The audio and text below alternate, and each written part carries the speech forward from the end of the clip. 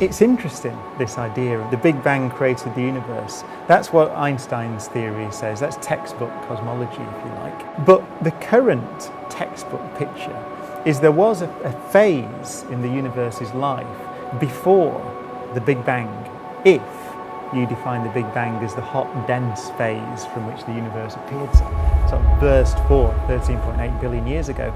And that phase is called inflation.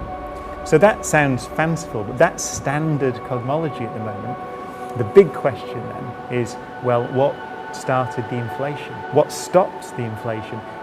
How long did the inflation go on for? And so some of these theories, they're called eternal inflation theories, suggest that there might not be just our universe, the bit that we can see, but there might be many universes, perhaps an infinite number of them, and they may be being produced all the time. The multiverse idea has arisen in many versions, primarily in cosmology, quantum mechanics and philosophy, and often asserts the actual physical existence of different potential configurations or histories of the known observable universe.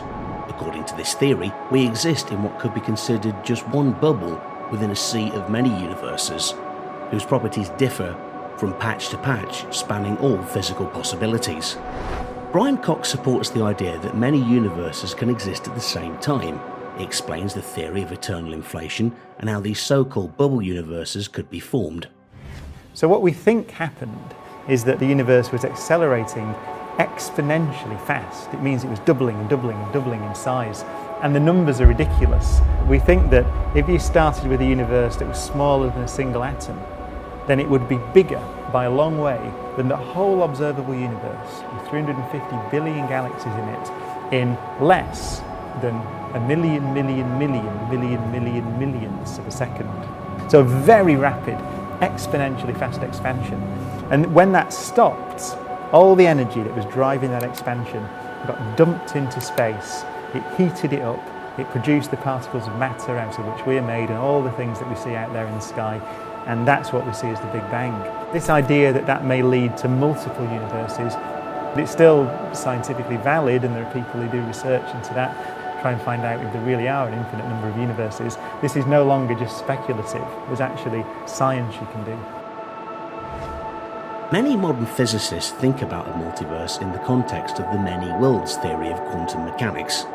According to this theory, when a particle is measured, it can result in either just one outcome or multiple outcomes. The universe splits into different universes in one of the outcomes, each being a separate reality. According to Cox, the theory could also answer the question as to why our universe seems to be fine-tuned for life. Why is our universe so perfect for life? Why do stars make carbon and oxygen, the elements that you need for life? Why is everything so beautifully balanced so that living things can exist? The answer in these cases is because, well, every universe exists. Every possible combination of the laws of nature exist in different universes. So the reason we have to see a universe that allows us to exist, obviously. We could ask the question, well, how likely is that? Well, the answer, if there are an infinite number of them, is it's inevitable, because there's every possible kind of universe. The multiverse consists of many universes that could be scattered throughout the vast emptiness of space. Together, these universes comprise everything that exists: the entirety of space, time, matter, energy, information, and the physical laws that describe them.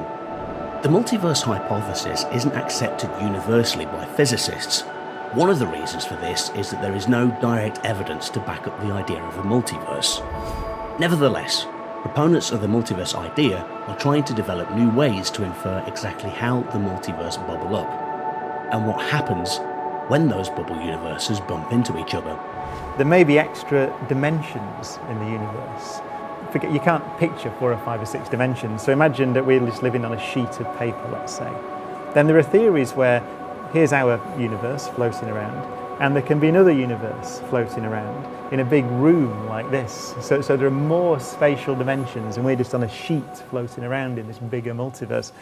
And one of the theories about what caused the Big Bang is that actually what it was 2 of these sheep, the membranes, as they're called.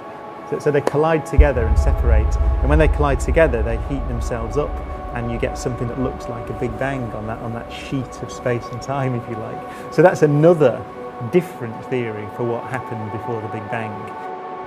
Another possibility for a multiverse is that of the baby universe, in which a quantum gravitational process would create a new region of space-time that would bud off and potentially disconnect from its parent universe. This would lead to a tree of universes unlikely to interact after their formation. The process has been speculated to occur in the interiors of black holes. Our universe may be nested inside a black hole that is itself part of a larger universe. All the black holes that astronomers have seen, each is more massive than our Sun and formed at least hundreds of thousands of years after the Big Bang, as our universe grew and evolved. But there is another type of black hole astronomers haven't yet seen, but think could exist. These are primordial black holes. As their name suggests, primordial black holes were born very early in the life of the universe, a mere fraction of a second after the Big Bang. A new study suggests that primordial black holes, which formed in the early universe, could be hidden baby universes, since no light can escape from a black hole. Everything that existed inside a baby universe would never know that our universe exists. Well, we know what happens when something falls across the so-called event horizon. So that's the region of space. If you cross that region of space, then nothing can get out. You'd have to travel faster than light to get out. But we don't know what happens when something goes to the centre of a black hole. It's called a singularity. And the reason we don't know is because our current laws of physics break down in those very extreme conditions. And we need a new theory. And the theory is often called a quantum theory of gravity. It's some kind of unification between our theory of everything else, which are called quantum theories, and our theory of gravity, which is Einstein's theory. It's the best theory we have. So we need a better theory. Somebody has to come up with a better theory, and no one's been clever enough to do so far. Einstein's theory of gravity allows these baby universes to exist in a state that appears different to an observer on the inside and the outside. An internal observer sees it as an expanding universe, while an outside observer, such as us, sees it as a black hole. It's possible that these black holes comprise a significant fraction of the dark matter that conceal the underlying structure of multiple universes. The matter we know and that makes up all stars and galaxies only accounts for 5% of the content of our universe. The rest of the universe is much more mysterious and unknown. However, it isn't completely empty. It turns out that roughly 68% of the universe is dark energy. Dark matter makes up about 27%. For years, scientists have been trying to solve the mystery of dark matter. They have been able to infer the existence of dark matter only from the gravitational effect it seems to have on visible matter. We're absolutely sure now it's there from many different measurements, from the way that galaxies rotate, the way that galaxies interact with each other, and the whole evolution of the universe actually requires there to be dark matter, about 5 times as much dark matter as there is matter. So it completely outweighs the stuff out of which we are made, and all the stars we can see in the sky are made. So it doesn't glow, it's not stars, which is why it's called dark matter. There are theories, many theories in particle physics, that suggest that there are other particles out there that are waiting to be discovered at places like the Large Hadron Collider. And so I think the evidence tends to suggest there should be some new kind of particle. And we may discover it. We have experiments in underground laboratories that are literally looking for the dark matter that we fly through as the Earth orbits around the Sun and the solar system goes around the galaxy and the galaxy passes through the universe. We're flying through this dark matter, but it interacts very weakly with normal matter. Chuck, I've been public on the fact that I'm waiting for someone to convince me that we don't live in a simulation. I've heard you say it. The arguments put forth have been quite convincing to me. And most of the best arguments are traceable to a guy named Nick Bostrom, a philosopher at the University of Oxford. Okay. Here's the argument. Ready? Go ahead. Our computing power is growing rapidly. Right. We create simulations of worlds. We have video games with characters that are inside the video game. Right. Imagine a day where you can simulate a world so perfectly with life forms, humans, so well that you can recreate every single neurosynaptic thought you could have, but now you're in the simulation on the computer. So, including the perception of free will. Well, there you have it. Because now you would have enough computing power to imbue the Sims inside of the program with all of the human traits that we possess now. Correct. Not only our human traits, but the world. But the world. The world itself. Right. And you don't have to have all the world existing there at all times, Right. that might be an unrealistic amount of computing power. Right. You just need Enough of the world that they see around them. that they see around them. Right. So you want to start digging, and that's so funny. and haven't put the Earth there. There's a flag that goes up in the programmer, and they say, need more Earth. So they Right. put Earth beneath you while you can keep digging. It's like the Truman Show. Yeah, well, for example. Right. Okay. Cool. Or does Minecraft, you can build Or stuff? Minecraft. Right. Oh, that is Minecraft. Right, okay. God, that guy's a brilliant genius. Okay. So, and we went to the moon. They said, okay, let's make sure the Right. moon is there. Right. Okay. Maybe that's why we can't travel faster than the speed of light. Because if we could, we'd be able to get to another galaxy Before they could program that galaxy. Oh! So much fun. So the programmer put in that limit. Put in the limit. Because that's the Speed of fastest light. they can That's get. we can't program fast enough. So we put in a Chuck. limiter. The speed of light is a limiter so that you can't get to the next thing before we build it. All right, so let me finish. That's good. Go That's ahead. good, Chuck. All right. So let me finish this. So now that world evolves and they develop computing power. Right. And they say, we want to play video games. So now we're going to make a world. So then they make a world, and they have sufficient computing power that they invent Right. to create a whole universe within their computers. Okay. And then They do make that. a world. And then they make a world all the way on down. Right. It could be hundreds, thousands, billions, infinite. All right. So far, this sounds like it still works. That's fine. So now close your eyes, throw a dart.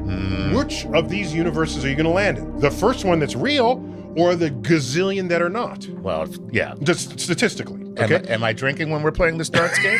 Because then you missed they entirely everything. No. So yeah, there's no, something called Bayesian statistics where you're allowed to introduce information that you already have available to you, even if you didn't measure it to be true. So right. we establish the likelihood that one day we'll have the power to do this. Right. And then that factors into these statistics. Okay. So there's 1 in a zillion, you're the real universe, and 999 zillion to 1 That's your simulation. simulation. That convinced me. And I don't want to be convinced. I didn't like it, and I was just begging for somebody to give me an argument that was cogent enough to undermine that entire reasoning, and I just came across it. Who? Okay. Okay, it's a good friend of mine, Rich Gott. All right. He was a colleague of mine back when I was at Princeton. All right. Deep thinker, likes calculating the ends of things Nice. with Bayesian statistics. He's heavily quoted in this book, The Doomsday Calculation, and William Poundstone is a smart guy unto himself, and I am now convinced. Now you're convinced. Are you ready? Okay, go ahead. What do all these so here is what convinced me we're not in a simulation. Okay. Are you seated? All right. I'm seated. Are you hold on. I'm going to hold. Okay.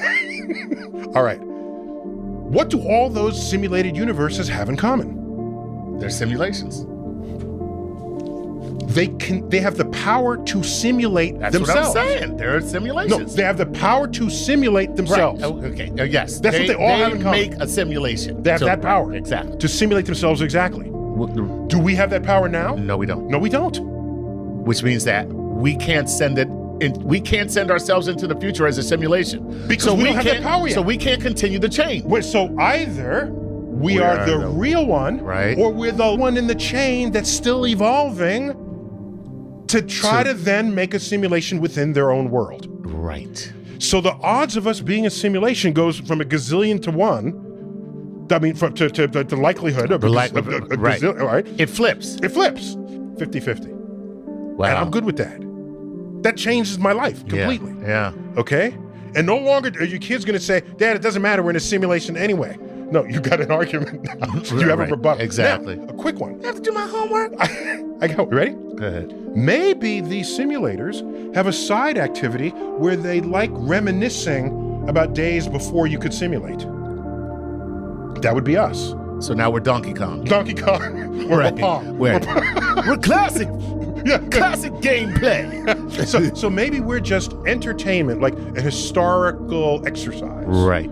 That's possible in principle. However, let's look at our own conduct with that regard. Okay. I think of a movie as a simulation, just for the sake of Which this it kinda is. conversation. Which it kind of is. Ask yourself, how many movies have been made in a time before we ever knew how to make movies? Relative to movies made in the era where we know how to make movies. You can do the numbers. It's small. Oh, yes, sure. the Spartacus, There's the OK Corral. Three Musketeers. Those exist. That type of stuff. Okay? Okay. If we are any measure of the incentives of creating simulations, which all we can do with movies at this point, then they might have some historical, but there's way more interesting things and stories to tell in the era of simulations that exist post-simulation. Right. Yeah. So even if there are some period pieces that we might be, still most of these would be universes made after they could simulate themselves.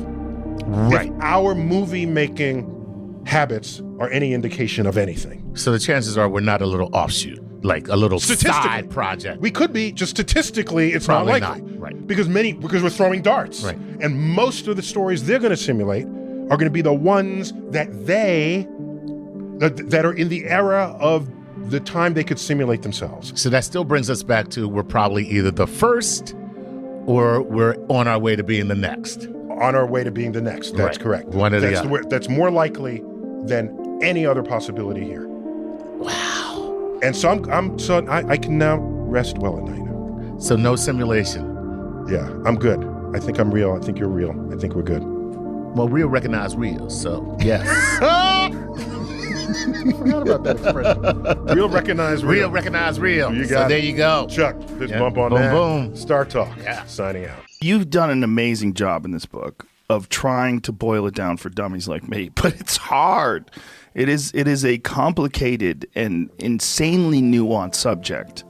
Yeah. And it's one of those things where it like this many worlds theory, for one example, the just the possibility that there's like explain that. Sure. Explain for people that don't understand what quantum mechanics even means. Give them just like a little bit of that, and then explain many worlds theory. Yeah, good. This is what I'm here to do. So, Thank you. You know, an electron, take an electron. Quantum mechanics should apply to the entire universe, but it becomes unmistakable when you look at little tiny things, right? So we always are talking about electrons or atoms and so forth. An electron has a position, and, well, sorry, let me not even say that. Even that was wrong. It's just so hard to correctly talk about quantum mechanics, right?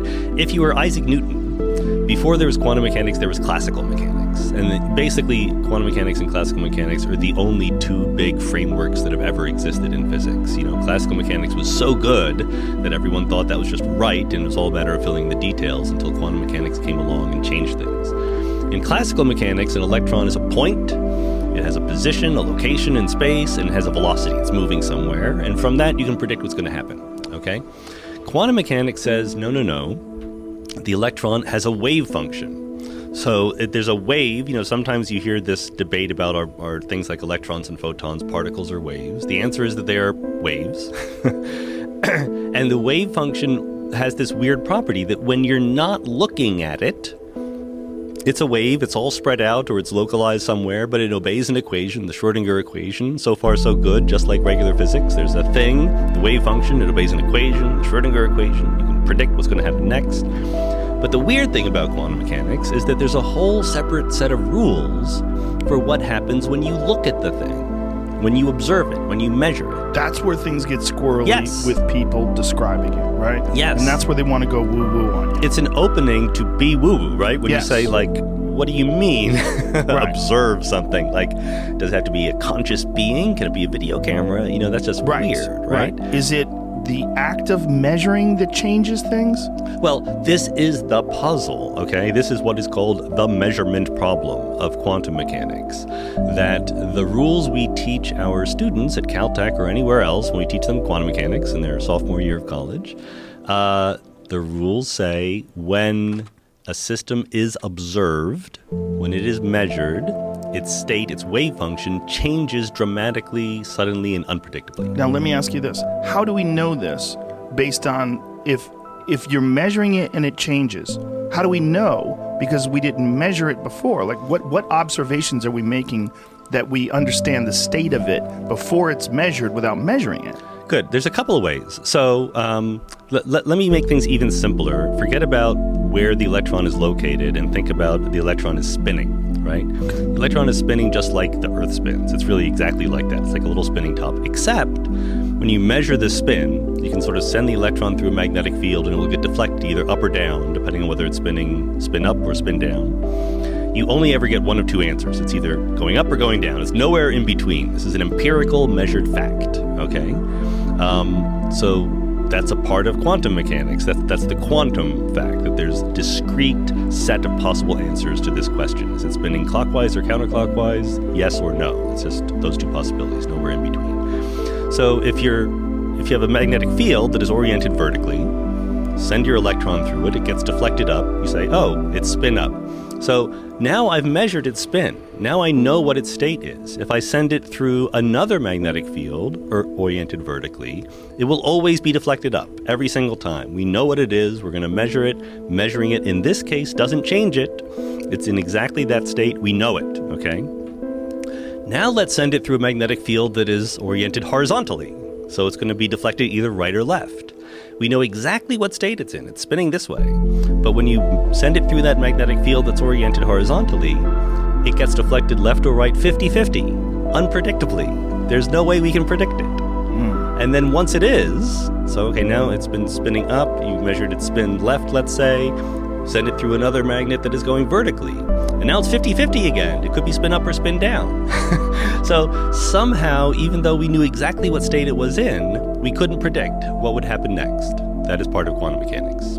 So the act of sending it through these things where it makes it vertical or horizontal, what is happening to it when it's going through these things? So in quantum mechanics, what we say is that it's not that we don't know whether the electron is spinning clockwise or counterclockwise. It can be in a superposition of both. That's just the spin version of the position of the electron can be spread out in a wave, right? It's truly not just that we are lacking some knowledge. It's that the knowledge really isn't there. And again, this is how we teach quantum mechanics in textbooks. And then I'm going to correct it because Many Worlds is much better. But this is the standard textbook version. There's a wave function. The wave function for a spin is it's either up or down or some combination. And then there's a rule that says when you measure the spin, you only get up or down. You don't see the wave function. Just like the cloud that you have for the electron's position, when you look at it, you see it at a location. So another way to make the same argument is take a little piece of, I have a nice little image of this when I give talks, a little piece of uranium. So it's a radioactive little chunk of metal, and you put it in a bubble chamber. So it is emitting radioactive particles, and you detect the particles. You can see a little streak of motion when the particle leaves the uranium, okay? Well, like I said, when you're not looking at it, this electron is supposed to obey an equation, the Schrödinger equation. And you can ask what the prediction is when a radioactive nucleus decays and gives off an electron. What is its wave function going to do? What is the wave function of the electron going to be? And the answer is, it goes off in a spherical wave. It goes off in all directions at once. Evenly. Yeah. All directions evenly. But you never see that. Is that roughly based on the line. Shape of the piece of uranium? Does it vary? No, because the electron gets from one individual nucleus of an atom, right? So what the uranium is doing doesn't matter. It's just that one atom matters. And the easiest thing for the electron to do is just to go out in a sphere. It doesn't have to. It can go out in higher energy states. But the point is, it's not going out in a straight line. But when you look at it, you see a straight line, right? That's the fundamental mystery of quantum mechanics, that how we describe the thing when we're not looking at it is different than what we see when we look at it. So when you're in pursuit of an understanding, a deeper understanding of quantum mechanics, when you're thinking about people from the 1900s that are just sort of basically getting the first steps going to understand this stuff, when you're talking about this lack of funding and the lack of encouragement for people to pursue quantum mechanics, you strongly feel like there are answers to these questions. Yeah, that's right. That we just need better tools and a better understanding, better equations, more time. Yeah, me and Einstein think this, right? So Einstein is one of the secret heroes of the book because he has this reputation as someone who just couldn't quite accept quantum mechanics. The title, Something Deeply Hidden, is a quote from Einstein when he was talking about when he was a kid and he had a compass, right? And he was given his first magnetic compass and he could rotate it this way and that way, and it always pointed north. And you and I would go, that's cool. But he was Einstein. He was like, wow, this is amazing. Why? How does it know where north is, right? Uh-huh. And he said there must be something deeply hidden that explains why it's doing this mysterious thing. And he felt the same way about quantum mechanics, that we gave these set of rules, which are called the Copenhagen interpretation of quantum mechanics. One set of rules for when you're looking at it, one set of rules for when you're not. And Einstein was like, oh, come on. Clearly, this is not the final answer to the nature of reality, right? He wanted to know God's thoughts. He's like, I want to know everything. We're not done yet. There must be more going on. And so many worlds is one of the proposed answers to what could be going on. It's not the only one. There's alternatives, but it's definitely my favorite. It's definitely the easiest one to write down. Let's put it that way. Okay, so hit us with this many worlds theory. Okay, so think about this electron. You say that it could be either spin up or spin down. It's a combination of both. That's its wave function. You measure it, you only ever see spin up or spin down. So Copenhagen says that's because the wave function suddenly changed, snapped into place when you observed it. Don't ask me what it means to observe something. That's not what Copenhagen lets you ask. Okay. Many world says what you're missing is two things. Number one, you're a quantum system. You're obeying the rules of quantum mechanics. You're made of atoms and electrons and so forth. You have a wave function too, okay?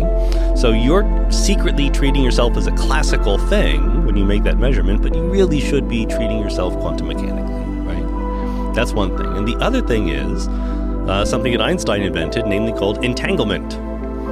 When quantum mechanics says there's a wave function for a system, it doesn't say there's a separate wave function for every particle, right? It says that there's only one wave function for the whole universe. So the way I like to say it is, imagine two particles come in and bounce off of each other. Either one has a wave function and it's unpredictable exactly what angle it's going to go off at. So both of the particles that go off, you don't know where they're going. But because momentum is conserved, if they came in at equal velocities, they'll go out at equal velocities in opposite directions. If you measure one, then you know where the other one is going, right? That's entanglement. The observed state of one system can be related to the observed state of another system. So those are the two ingredients. You're a quantum system, and quantum systems can be entangled with each other. So Hugh Everett, who was a graduate student when he invented this idea in the 1950s, said, look, when you measure that electron, what happens physically? Like, forget about you're a person, you're conscious, all of that BS. Like, you're a physical system, you obey the Schrödinger equation. You are a quantum mechanical system, you obey the laws of physics. So you look at the electron, your wave function changes. It used to be you're just a person doing whatever you do, but then after you look at the electron, you become entangled with it. And it splits. So there is one part of the wave function that says the electron was spinning clockwise and you measured it spinning clockwise. And there's another part of the wave function that says the electron was spinning counterclockwise and you saw it spinning counterclockwise. Now, everybody knows this. Like that far, it's not controversial at all. That's clearly the prediction of the equations of quantum mechanics. But everyone else said, well, that means that I'm some weird combination of I saw it spinning one way and I saw it spinning the other way, but I've never felt that way. When I look at real electrons, I see them one way or the other. That can't be right. That can't be the final answer. The wave function must somehow collapse. And Everett said, no, what you're missing is there's now two separate worlds. Both of those part of the wave function are real, but they're different worlds. They will never interact with each other again. What happens in one part of the wave function will not affect what happens in the other part. So now there's a version of you that saw the electron spinning clockwise, and there's another version of you that saw it spinning counterclockwise. And that's just taking seriously the prediction of quantum mechanics. It's not adding any extra stuff, any extra worlds, anything like that. That is the part where my brain broke. All right. The idea that there's a you that observes it going clockwise and a you that observes it going in a different direction, like that is so hard to understand. Do you apply this in your regular life? Like, do you think, like when you go home and you say hi to your wife and you open up the refrigerator, do you think of yourself as this quantum being that's existing in this super state? So, I mean, there's a couple of answers to that. One is, sure, if I think about it, like I really do believe it. I have a chapter in the book, which my editor resisted at first, but then he let me get away with it, which is a dialogue between a young philosopher and her father, who is a physicist. And the father is skeptical about all this philosophical nonsense, and she tries to explain how many worlds works to him. And at the end, his last question is, do you really believe this? Are you really taking this seriously? And look, that's a perfectly good question. It's a very respectable question, because it is many worlds. It's not crazy or weird or bizarre, but it's certainly very, very far away from our everyday experience, right? So what it's asking you to do is to say, I have these equations. They are really, really good at fitting what I do observe in the world and making predictions. I can build a Large Hadron Collider, etc. I will take them seriously even for things that I can't directly observe, because they're the best equations I have, right? Until a better set of equations come along, I will believe these equations. And the implication of that is, there's a whole bunch of worlds, like a huge number, like a real, humongously, unimaginably big number, maybe an infinite number, maybe finite, we don't know, of different copies of you, and they're being created all the time.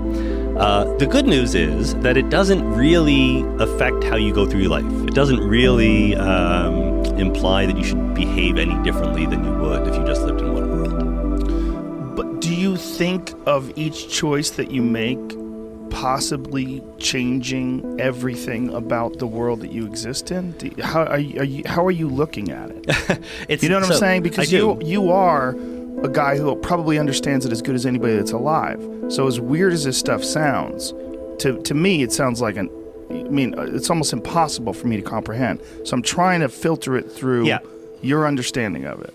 Well, I think that... Let's take his jacket off. We're getting serious. I know, it's getting hot in here. Physics is heating us up.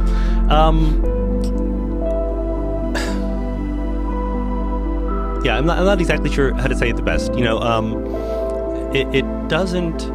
It doesn't change who you are. It's certainly not true that you making a decision is what branches the wave function of the universe. I guess that's the right thing to say. Good, because I want to stop all woo. Yeah, you can't do that. Before it happens. Everyone, believe me, brakes. The joke about how certain political choices imply that we're living in the wrong branch of the wave function has been made many, many times, right? But it's not that your choices create different universes. Different universes get created, and maybe you're different in them by a little bit. In fact, I like to point out there is an app you can download if you have an iPhone called Universe Splitter, which will branch the wave function of the universe for you. And then if you agree ahead of time to do one thing in one branch and another thing in another branch, then there will be multiple copies of you who are living different lives.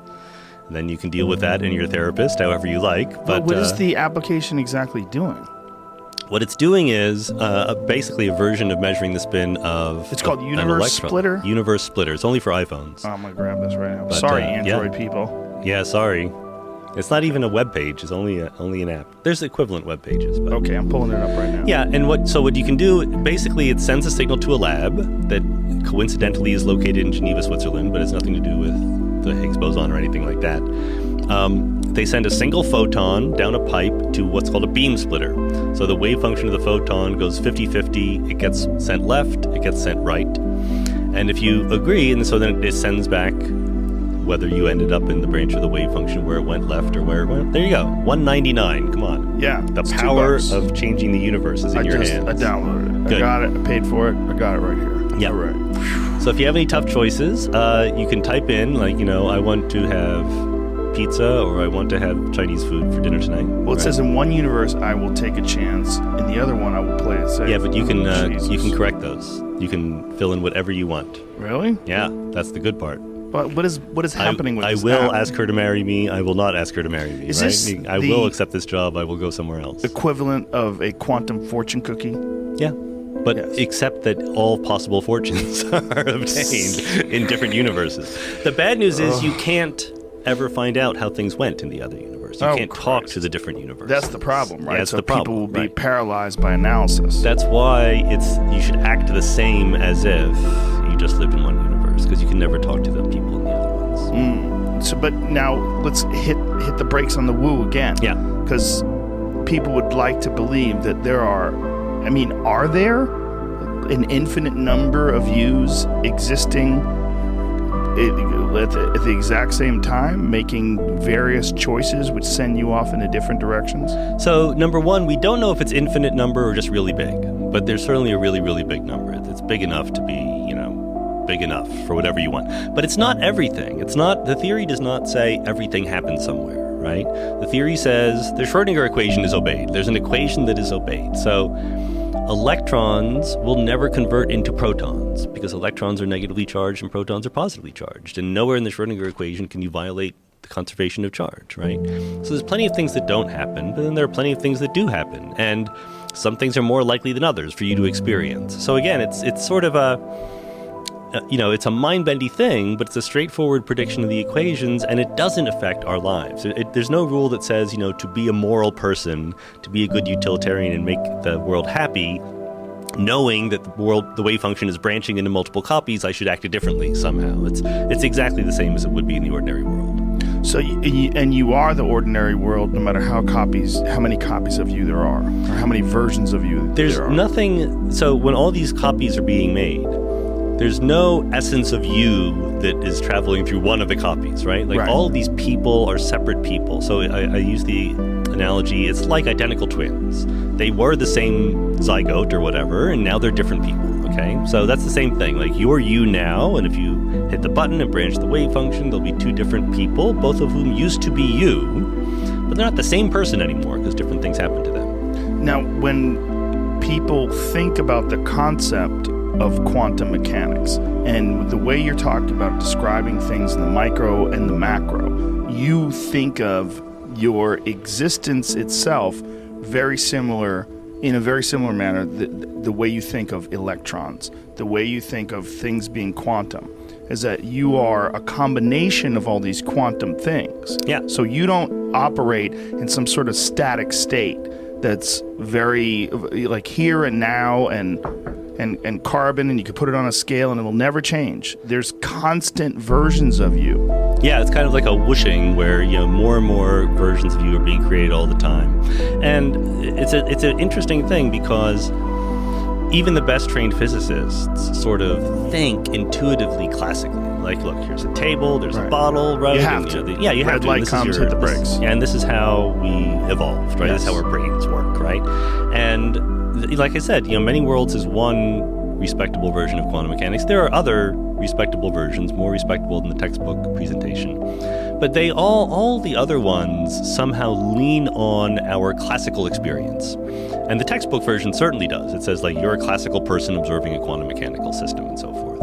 And Everett, when he was a graduate student, he had arguments across the ocean with people in Copenhagen, who tried to push their way forward. And he's like, why do you get to be classical and the electron has to be quantum? Like, why aren't you quantum? Like, why isn't everything, what's so special about you, really? Right. And he was trying to think of the quantum mechanics of the whole universe, right? Where there's not a separate observer outside because he's doing the whole universe all at once. And so everything had to be quantum. And I think that's another thing that is pushing us to appreciate the foundations of quantum mechanics a little bit more, is that we're trying to understand quantum gravity. We're trying to understand quantum cosmology, the universe all at once, obeying the rules of quantum mechanics. And the conventional Copenhagen theory is just not up to it.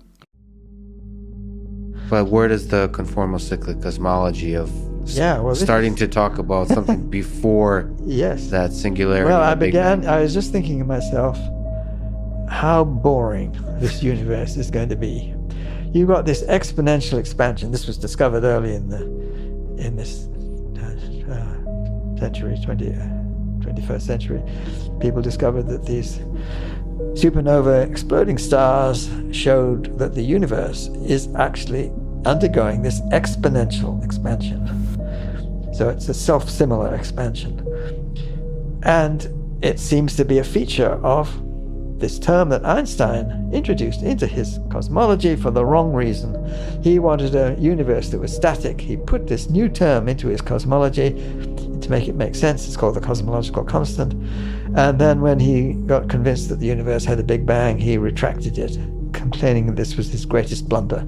The trouble is, it wasn't a blunder, it was actually right. Very ironic. And so the universe seems to be behaving with this cosmological constant. Okay, so this universe is expanding and expanding. What's going to happen in the future? Well, it gets more and more boring for a while. What's the most interesting thing in the universe? Well, there's black holes. The black holes more or less gulp down entire clusters of galaxies. It'll swallow up most of our galaxy. We will run into an Andromeda Galaxy's black hole. That black hole will swallow our one. They'll get bigger and bigger, and they'll basically swallow up the whole cluster of galaxies. Gulp it all down. Pretty well all. Most of it. Maybe not all. Most of it. Okay, and then that'll happen there'll be just these black holes around. Pretty boring, but still not as boring as it's going to get. It's going to get more boring because these black holes, you wait, and you wait, and you wait an unbelievable length of time, and Hawking's black hole evaporation starts to come in. And the black holes, it's incredibly tedious, finally evaporate away. Each one goes away, disappears with a pop at the end. What could be more boring? It was boring then. Now this is really boring. There's nothing, not even black holes. Universe gets colder and colder and colder and colder. And I thought, this is very, very boring. Now that's not science, is it? But it's emotional. So I thought, who's going to be bored by this universe? Not us, we won't be around. It'll be mostly photons running around.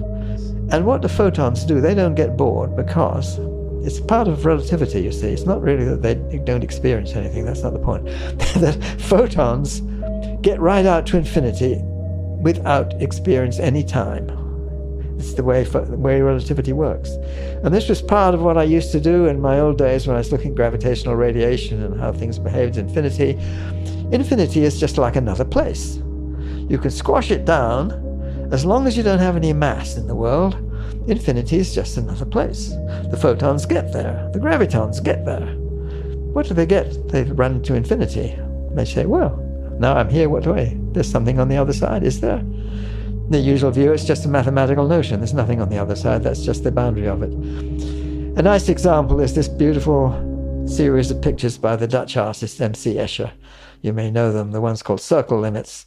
They're a very famous one with the angels and the devils. And you can see them crowding and crowding and crowding up to the edge. Now, the kind of geometry that these angels and devils inhabit, that's their infinity. But from our perspective, infinity is just a place.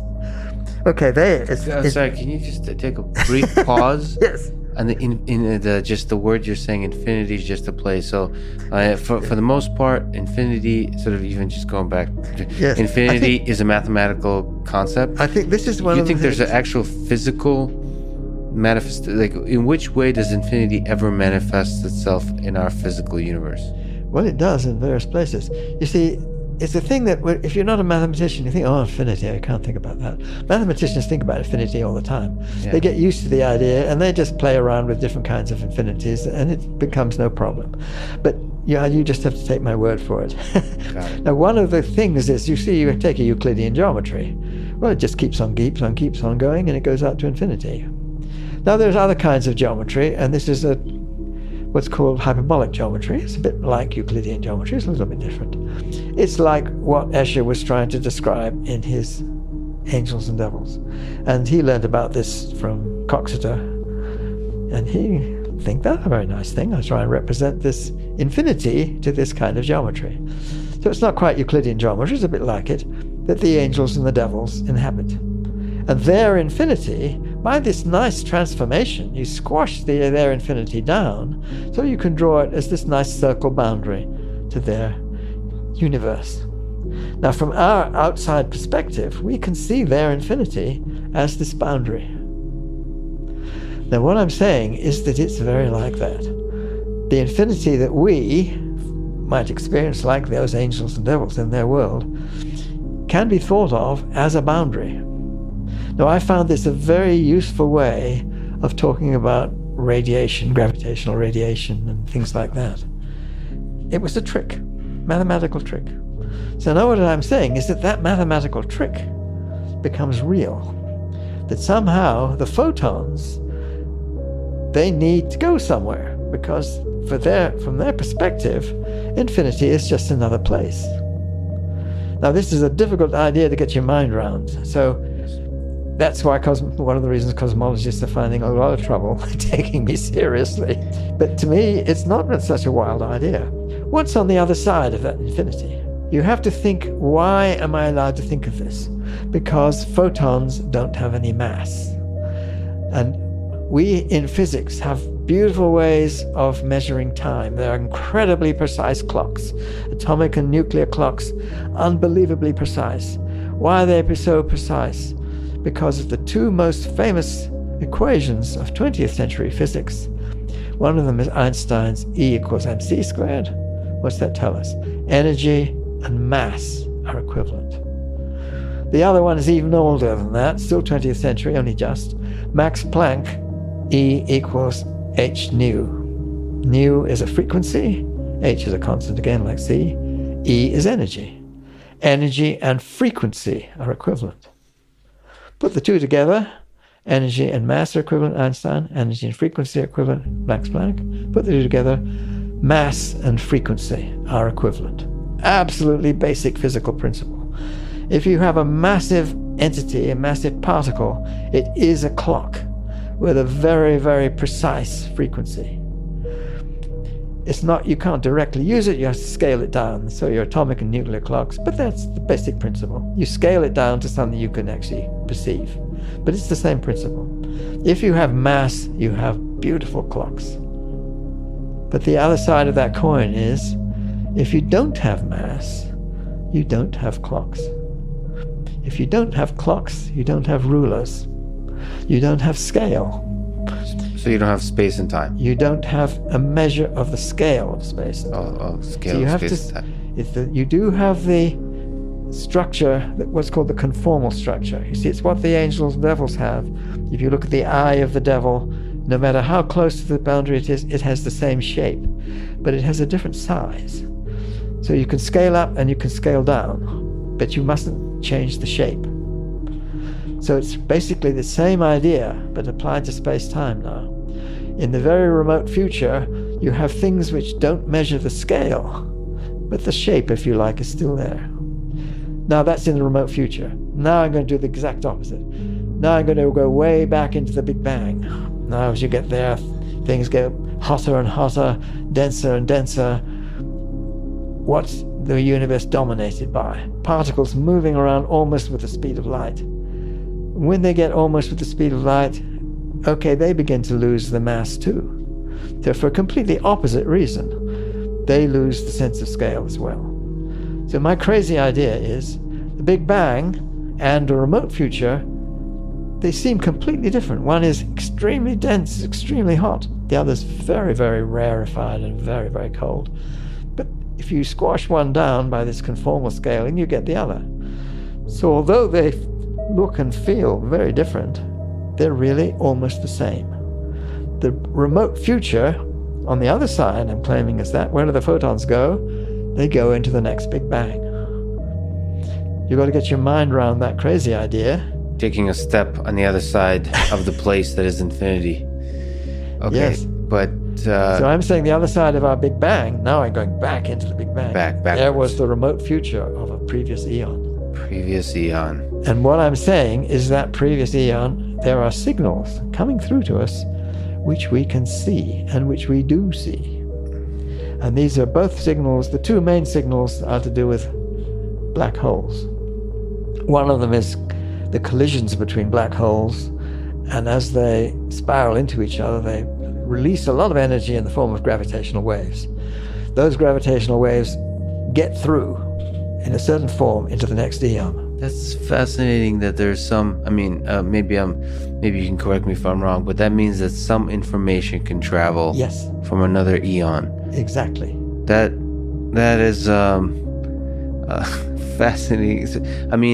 I've seen somewhere described sort of the discussion of the Fermi paradox, that if there's intelligent life, yes, communication immediately takes you there. So we have a paper. I have my colleague Vahir Gurzajan, who I worked with on these ideas for a while. We have a crazy paper on that. Yes. So looking at the Fermi paradox. Yes. Right. So if the universe is just cycling over and over and over, punctuated by punctuated the singularity of the Big Bang, and then intelligent or any kind of intelligent systems can communicate through from eon to eon. Why haven't we heard anything from our alien friends? Because we don't know how to look. That's fundamentally the reason. Because I don't know. You see, it's speculation.